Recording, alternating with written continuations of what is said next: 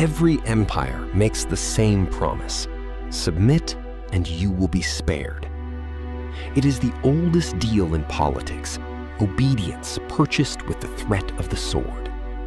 For most of ancient history, that threat was the entire philosophy of kingship. Fear was not a side effect of power, it was the method. And then, for a brief moment in the 6th century BCE, a man ruling from Persia seemed to try something else. Not fear, restraint. Not conquest as erasure, but conquest as preservation. The question this video asks is not who was Cyrus the Great. History gives us fragments of that man, and they're unreliable.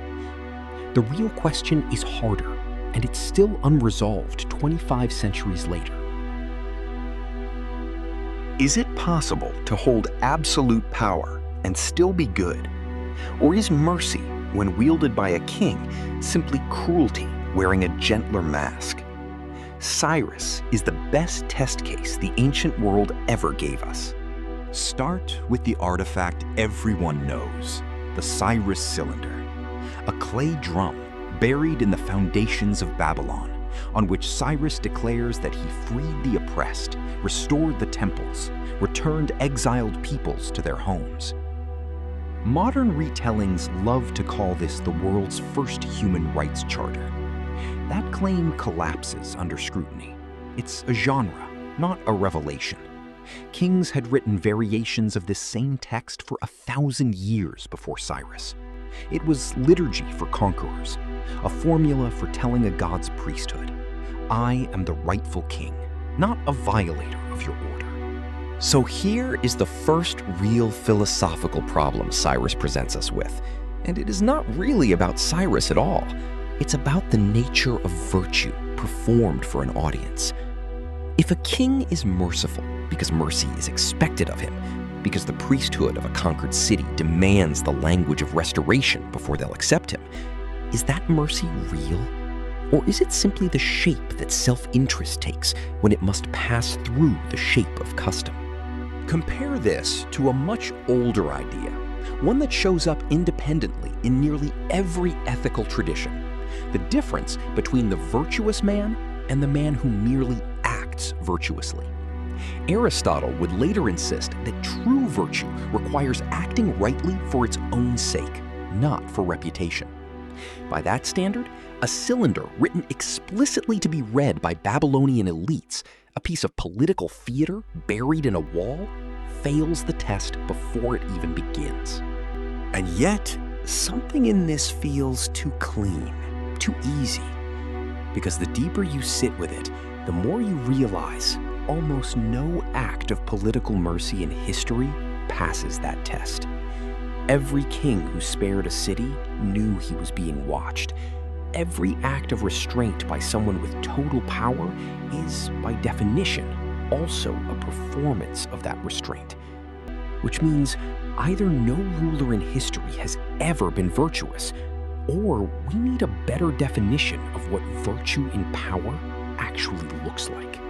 Here is where Cyrus becomes philosophically interesting in a way that has nothing to do with motive.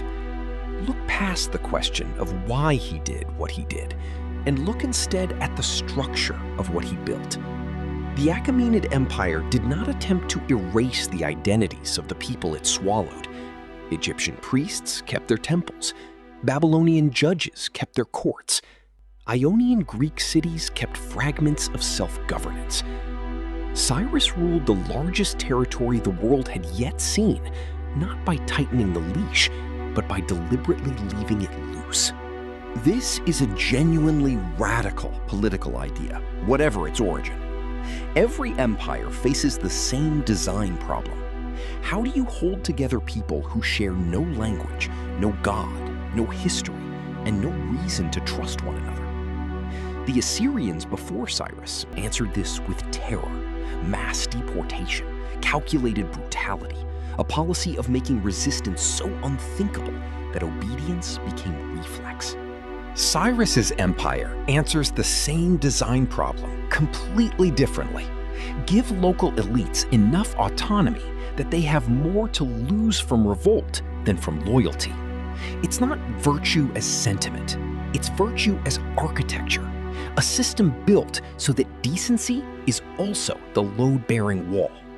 This is where the old debate, was it sincere or was it strategic, starts to dissolve, because it's asking the wrong question. A bridge doesn't need to love the river to hold weight across it. The Achaemenid system of tolerance held for 2 centuries, not because Cyrus's successors all shared his convictions, many clearly didn't, but because the structure itself rewarded tolerance, regardless of the ruler's inner life. Maybe this is the actual philosophical inheritance of Cyrus.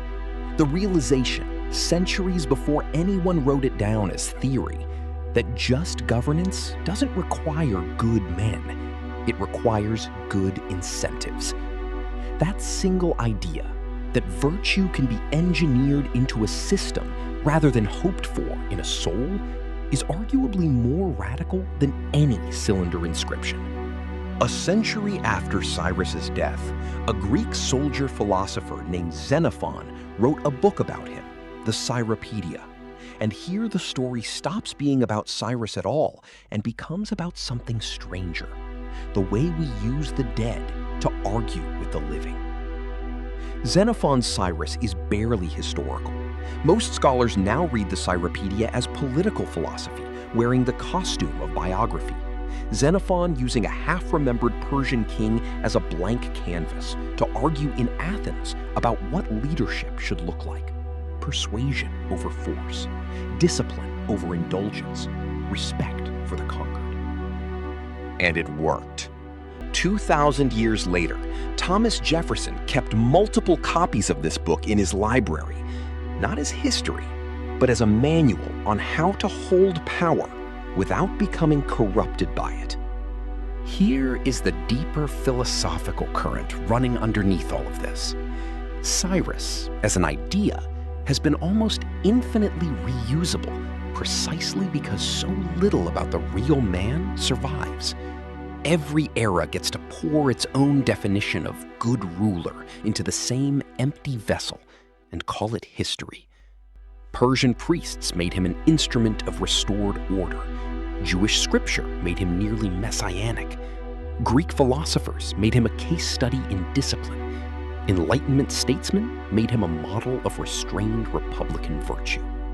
This should make us deeply suspicious of every clean moral lesson anyone, including this video, tries to extract from him. We are not really debating Cyrus. We are debating what we want power to look like, and borrowing his name to make the argument feel older and wiser than it is. So, return to the question this video opened with. Can power ever be moral, or only ever disguised? Here is the honest answer, and it will not be satisfying. The distinction may not exist in the way we want it to. We tend to imagine 2 separate categories, the sincere ruler and the calculating one, as though a king's inner life could be cleanly separated from his political architecture. But Cyrus suggests something more uncomfortable, that sincerity and strategy were never actually separable for anyone holding that much power. A man who rules an empire of 100 peoples cannot simply be good the way a private person can. His virtue, if it exists at all, can only ever exist as policy, expressed through structures, incentives, and institutions, because that is the only medium through which a king's character can act on millions of people he will never meet. Maybe that's the actual final philosophical claim buried under 25 centuries of myth-making. At scale, character and system are the same thing. You cannot judge Cyrus's soul. Nobody can. But you can judge the shape of the empire that soul built. And for a while, that shape rewarded coexistence over annihilation and stability over terror. Whether that was virtue or genius may be a distinction without a difference.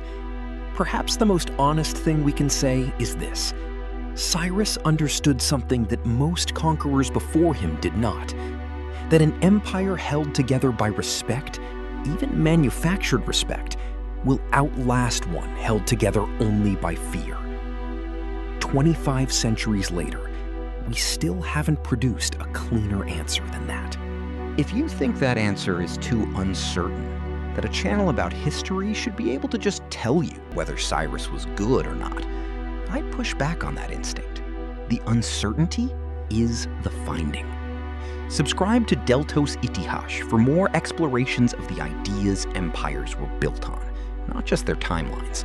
And tell me in the comments, do you think character and system really are the same thing at scale? Or is that too convenient an answer?